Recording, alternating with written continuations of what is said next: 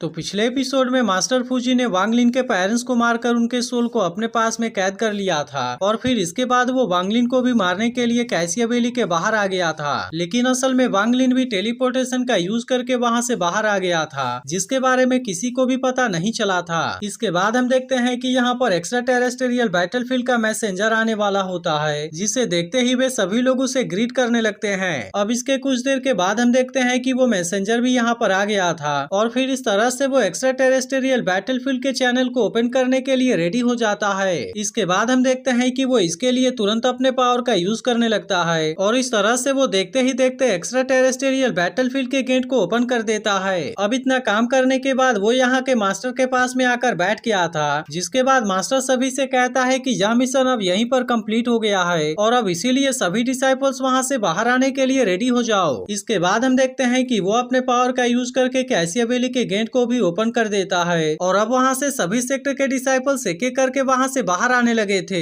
तभी वो मैसेंजर कहने लगता है कि 60 टोकन में से केवल एक ही टोकन बचा हुआ है और अब इसीलिए ऐसा लगता है कि यहाँ पर तो बहुत ही खतरनाक शो होगा। वहीं दूसरी तरफ हम देखते हैं कि इसके बारे में पता चलने पर बाकी मास्टर भी काफी परेशान हो गए थे और इनको यकीन ही नहीं हो रहा था कि केवल एक आदमी इनके सभी टोकन को लेकर चला गया। तब इस पर एक डिसाइपल उनसे कहता है कि यह बात पूरी तरह से सही है और उसने तो हमारे लगभग सभी लोगों को मार भी दिया था। तभी इसी बीच हम देखते हैं कि गेट के अंदर से बहुत सारी पावर बाहर आने लगती है, जिसे देख मास्टर फूजी समझ गया था कि वांगलिन अब यहाँ से बाहर आने वाला है और अब इसीलिए वो उसे पकड़ने के लिए वहाँ पर सामने चला जाता है। तभी इसे देख वे लड़के कहने लगते हैं कि अब तो वह और भी ज्यादा ताकतवर हो गया है। वहीं मास्टर फूजी कहने लगता है कि अब तो तुम्हें किसी भी तरह से बाहर आना ही पड़ेगा और अब इसीलिए तुम यहाँ पर छुपने की कोशिश ना करो। तभी अचानक से हम देखते हैं कि वांगलिन अपने फ्लाइंग स्वॉर्ड का यूज करके इसके ऊपर अटैक करने की कोशिश करता है और अब इस तरह से वो अपने एनर्जी को शो करते हुए इसके सामने भी आ जाता है। इसी के साथ हम देखते हैं कि वो इसे फाइट के लिए भी चैलेंज करने लगा था।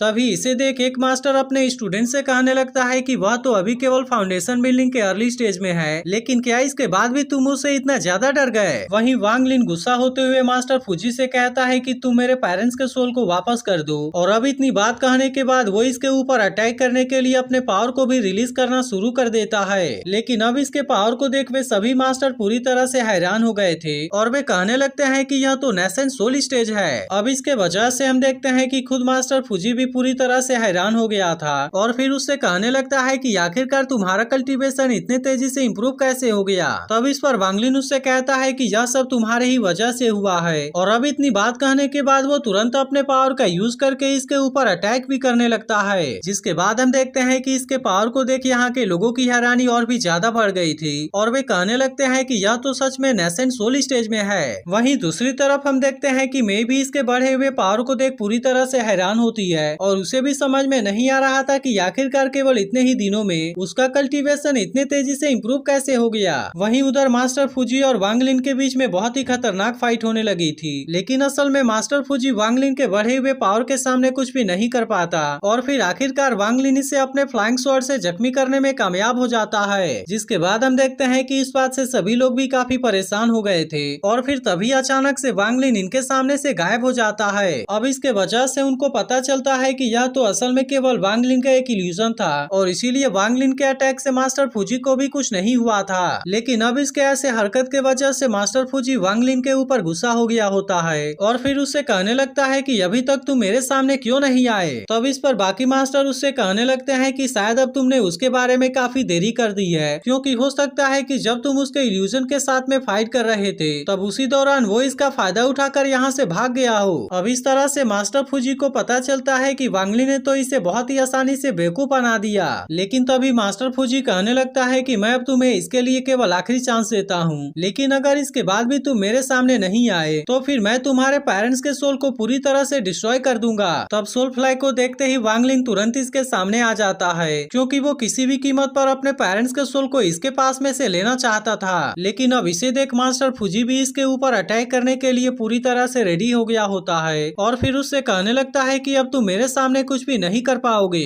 लेकिन तभी अचानक से वांगलिन अपने ब्लू आइस फ्लैश के पावर का यूज करके इसके ऊपर अटैक कर देता है, जिसके वजह से यह पूरी जगह फ्रीज होने लगती है। वहीं दूसरी तरफ इसे देख एक मास्टर कहने लगता है कि यह तो सच में काफी इंटरेस्टिंग है और इस लड़के के पास में तो हुआन चेंग की मैजिक पावर है। इसके अलावा हम देखते हैं कि वो इसके ब्लू आइस फ्लैश और फ्लाइंग शॉट की भी तारीफ करने लगा था और अब इस तरह से इनको समझ में आ गया था कि वह लड़का बिल्कुल भी ऑर्डिनरी नहीं है। तभी वो मैसेंजर कहने लगता है कि बेस्ट सीन तो अभी आने वाला है। वहीं दूसरी तरफ हम देखते हैं कि वांग लिन के ब्लू आइस फ्लैश के सामने मास्टर फूजी कुछ नहीं कर पाता और अब उसके आइस पावर के वजह से वो भी इसमें पूरी तरह से फ्रीज हो जाता है। अब इसी बात का फायदा उठाकर वांग लिन ने इसके सोल फ्लैग को हासिल कर लिया था और फिर इसे लेकर यहाँ से भागते हुए कहता है कि फादर मैं इसमें थोड़ा सा लेट हो गया। लेकिन तभी इसी बीच हम देखते हैं कि मास्टर फूजी इसके पावर से खुद को आजाद करा लेता है और अचानक से वो अपने पावर का यूज करके इसके हाथ को ब्लास्ट कर देता है। लेकिन यह देखते ही वांग लिन तुरंत अपने उस हाथ को काट देता है ताकि इसके वजह से एक्सप्लोजन उसके पूरे बॉडी में ना फैल सके। जिसके बाद हम देखते हैं कि इसके ऐसे जज्बे को देख बाकी लोग भी पूरी तरह से हैरान हो जाते हैं और वांग लिन फिर से सोल फ्लैग को अपने साथ लेकर यहाँ से जाने लगता है। लेकिन तभी इसी बीच हम देखते हैं कि मास्टर फूजी ने यहाँ पर अपने फॉर्मेशन को एक्टिवेट कर लिया था जिसके वजह से वांग लिन भी यहाँ से नहीं भाग पाता। इसके बाद मास्टर फूजी उसे कहने लगता है कि तुमने मेरे ग्रैंडसन को मारा था और इसीलिए आज मैं तुम्हारे भी सोल को हासिल करके उसे सोल फ्लैग में चेंज कर दूंगा।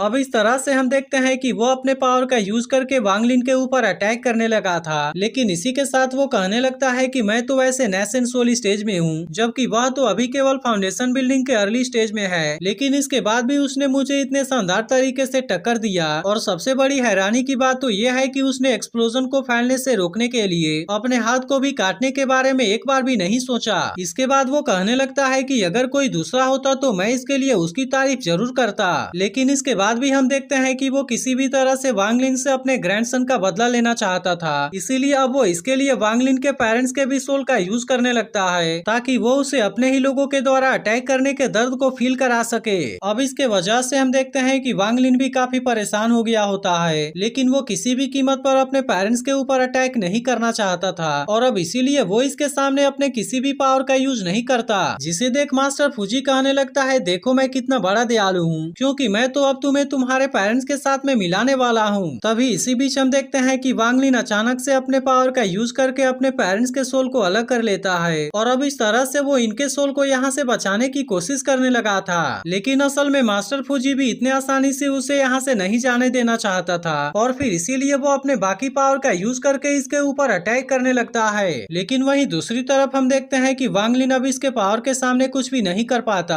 और फिर वो इमोशनल होते हुए अपने पेरेंट्स के सोल से कहता है कि मैं अब आपको कभी भी अकेले नहीं छोड़ूंगा और अब वो यहाँ से बाहर निकलने के लिए अपने पास वाले आखिरी टेलीपोर्टेशन टोकन का यूज करने जाता है। लेकिन तभी हम देखते हैं कि मास्टर फूजी अचानक से अपने पावर का यूज करके इसे डिस्ट्रॉय कर देता है जिसे देख अब यहाँ के बाकी लोग भी पूरी तरह से हैरान हो गए थे क्योंकि असल में वांग लिन के पास यहाँ से बचने का केवल यही एक तरीका था और अब इसीलिए वो मास्टर फूजी के सामने कुछ भी नहीं कर पाएगा। इसके बाद मास्टर फूजी उससे कहता है तुम्हें क्या लगता है कि मैं तुम्हें फिर से तुम्हारे टेलीपोर्टेशन टेक्निक का यूज करने दूंगा। तभी इसे देख यहाँ का मास्टर कहने लगता है कि अब तो इस तरह से यहाँ के 7 टोकन डिस्ट्रॉय हो चुके हैं और इसके अलावा अब ये एक्स्ट्रा टेरेस्ट्रियल बैटलफील्ड का चैनल भी बंद हो जाएगा। वहीं दूसरी तरफ हम देखते हैं कि इसके वजह से बाकी सभी मास्टर भी काफी परेशान हो जाते हैं और फिर वो फूजी से कहने लगते हैं कि तुमने ऐसा क्यों किया क्योंकि हमने तो इसके लिए 500 साल तक वेट किया था। वहीं दूसरी तरफ हम देखते हैं कि इसके वजह से हुइन सेक्टर का मास्टर भी काफी परेशान हो गया होता है और फिर वो कहने लगता है कि मुझे फिर से इसके लिए 500 सालों तक वेट करना पड़ेगा क्योंकि वैसे भी तो मेरा राक्षसा भी उसमें एंटर नहीं कर पाएगा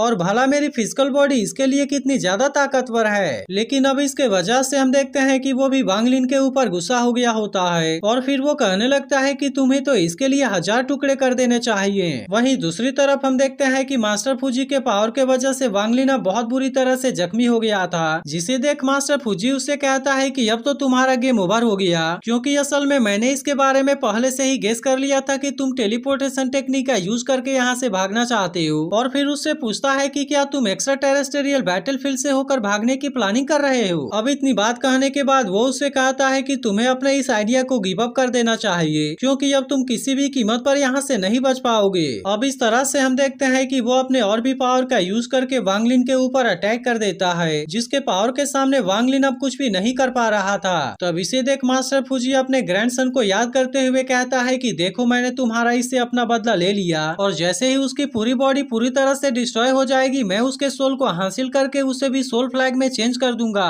अब इस तरह से हम देखते हैं कि वो इसके सोल को बहुत ही बुरी तरह से टॉर्चर करना चाहता था लेकिन अब इसके ऐसे जज्बे फ्लैशबैक के वजह से यहाँ का मास्टर भी काफी इम्प्रेस हो गया होता है और फिर वो कहने लगता है कि इसने तो केवल अपने पेरेंट्स के सोल को बचाने के लिए खुद को भी खतरे में डाल दिया। तब इस पर वो मैसेंजर उससे कहता है कि आखिरकार हमने ऐसा कितनी बार देखा है। तभी दूसरे मास्टर भी कहने लगते हैं कि आज हमने पिछले 10,000 सालों में ऐसा पहली बार देखा है जब किसी ने फाउंडेशन बिल्डिंग स्टेज के होते हुए नेशन सोल स्टेज वाले को चैलेंज किया हो। वहीं दूसरी तरफ हम देखते हैं कि मे भी इसके इनोसेंट लव को देख पूरी तरह से इमोशनल हो गई होती है, लेकिन आखिरकार कोई भी इसके बारे में कुछ नहीं कर सकता था। वहीं उधर खुद वांग लिन भी इसके बारे में सोचकर काफी उदास हो गया होता है और फिर अपने पेरेंट्स को याद करते हुए कहता है कि क्या आपका बच्चा इसमें गलत था। इसके बाद वो याद करने लगता है कि किस तरह से उसके सेक्ट और उसके साथियों को मार दिया गया था और फिर वो कहने लगता है कि क्या कमजोर होना इतना बड़ा पाप है। अब इतनी बात कहने के बाद वांग लिन भी जोर जोर से हंसने लगता है क्योंकि उसे भी समझ में आ गया था कि इस वक्त वो मास्टर फूजी के सामने कुछ नहीं कर पाएगा।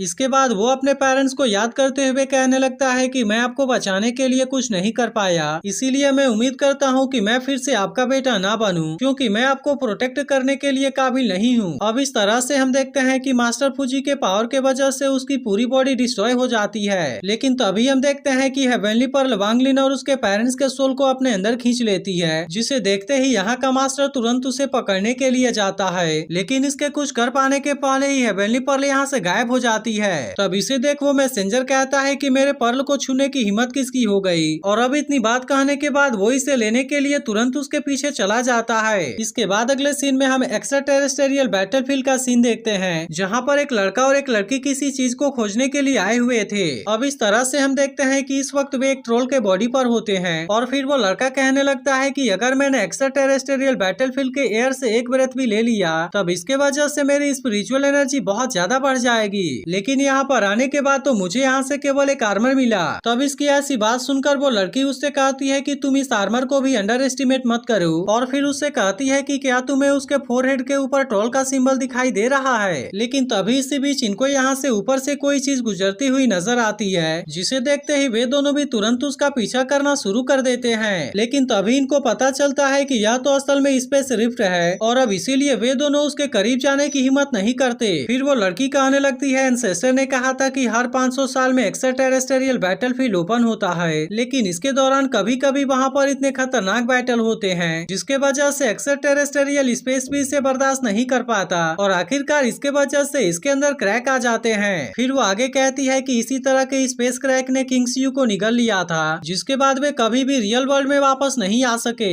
तब इसकी ऐसी बात सुनकर वो लड़का कहता है कि यह तो हमने अच्छा किया, नहीं तो अगर हम भी यहाँ पर नहीं रुके होते तो बहुत ही बुरे तरीके से फंस जाते। लेकिन तभी इसी बीच हम देखते हैं कि वो मैसेंजर भी यहाँ पर आ जाता है। तब इस पर वो लड़का उससे कहता है कि हमने किसी चीज को यहाँ पर आते हुए देखा था। तब इसके बारे में सुनते ही वो भी स्पेस क्रैक के तरफ जाने लगता है, जिसे देख वो लड़की कहने लगती है कि यह तो असल में ट्रोल क्लैन से है और ऐसा कहा जाता है कि ट्रोल्स केवल इन्फेंट ट्रांसफॉर्मेशन के स्टेज में ही पहुंच सकते हैं, लेकिन केवल उसी के बाद वे अपने बॉडी को अपने इच्छा अनुसार भी चेंज कर पाएंगे। और मुझे तो ऐसा लगता है कि मेरे सामने वाला ट्रोल भी इन्फेंट ट्रांसफॉर्मेशन के स्टेज में पहुंच गया है। तभी इसी बीच हम देखते हैं कि वो स्पेस क्रैक अचानक से ट्रोल को भी अपने अंदर खींचने लगती है, लेकिन इसके बाद भी वो किसी तरह से अपने आप को बचाकर वहाँ से दूर चला आता है। वहीं सीतुनान वांग लिन से कहता है कि मैंने अपने पास में बचे हुए आखिरी सोल पावर का यूज किया और फिर इस तरह से मैंने एक्स्ट्रा टेरेस्टेरियल बैटलफील्ड के चैनल को ओपन किया, जिसके वजह से ही मैं तुम्हारे आखिरी कॉन्शियसनेस को भी प्रोटेक्ट कर पाया और अब इस तरह से मैं फिर से अपने डीप स्लीप में जा रहा हूँ और इसीलिए इसके बाद तुम्हारी किस्मत क्या होगी यह सब पूरी तरह से तुम्हारे ऊपर है। तो क्या आपको लगता है कि वांग लिन अब खुद को और अपने पेरेंट्स के सोल को बचा पाएगा? इसके बारे में कमेंट करके जरूर बताना। लेकिन अगर एक्सप्लेनेशन अच्छी लगी हो तो वीडियो को लाइक भी जरूर कर देना।